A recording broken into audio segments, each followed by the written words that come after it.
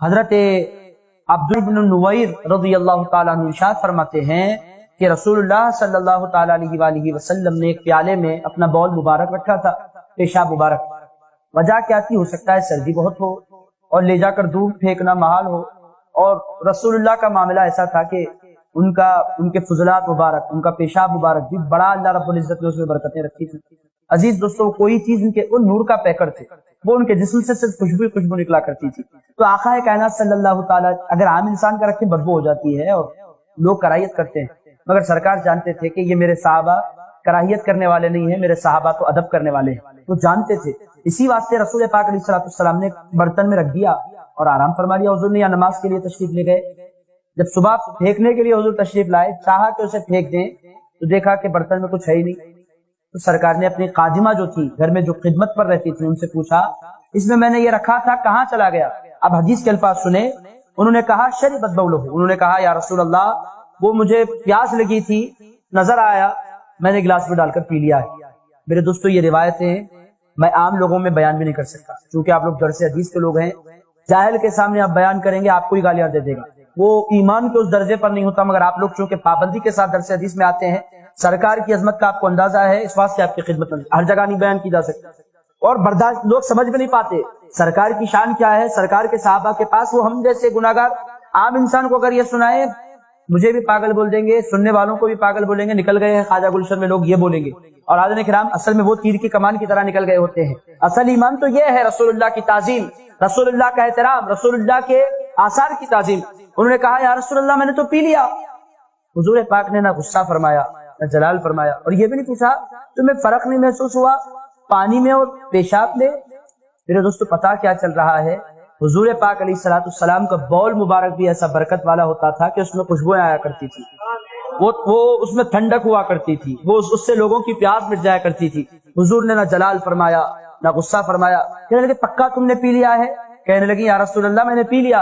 ارشاد فرمایا لن تشتکی وجع بطنی کی ابدا، اب جاؤ، مرتے دم تک کبھی تمہارے پیٹ میں درد نہیں ہوگا، مرتے دم تک تمہارے پیٹ میں اب درد نہیں ہوگا، جاؤ، صحت پالی ہے تم نے، اب تمہارے پیٹ میں درد ہونے والا نہیں ہے۔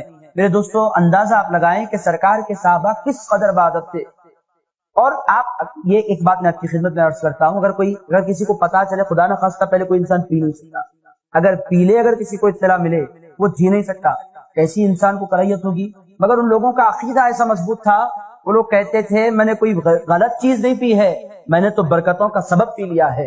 میرے دوستو، ان کا ایمان ایسا تھا، ان لوگوں کو بڑا ادب تھا سرکار کے پیشاب مبارک سے۔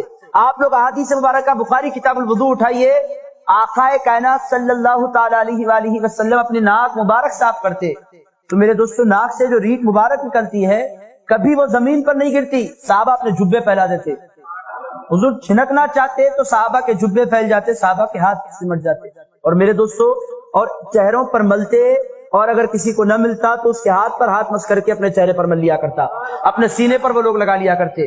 وہ لوگ جانتے تھے کہ یہ رسول ہیں، ان کی ہر چیز کو اللہ نے پاک بنایا ہے، یہ ایسے پاک، ایسے نور والے، ایسے منور، ایسی برکتوں کا سبب بن کر دنیا میں تشریف لائے ہیں، ان کی جو چیز مل جائے وہ انسان کو کامیابیاں عطا کر دیا کرتی ہے۔ اور میرے دوستو، سرکار کے سامنے یہ سب کچھ ہوتا تھا۔ سرکار یہ نہیں بولتے تھے مدلو میں تمہیں عبادت کروانے کے لیے آیا ہوں، اللہ کے آگے جھکانے کے لیے آیا ہوں، میری تعظیم کیوں کر رہے ہو، میں کچھ نہیں ہوں، میری تعظیم مت کرو۔ رسول اللہ دیکھتے جاتے تھے اور خوش ہوتے چلے جاتے تھے۔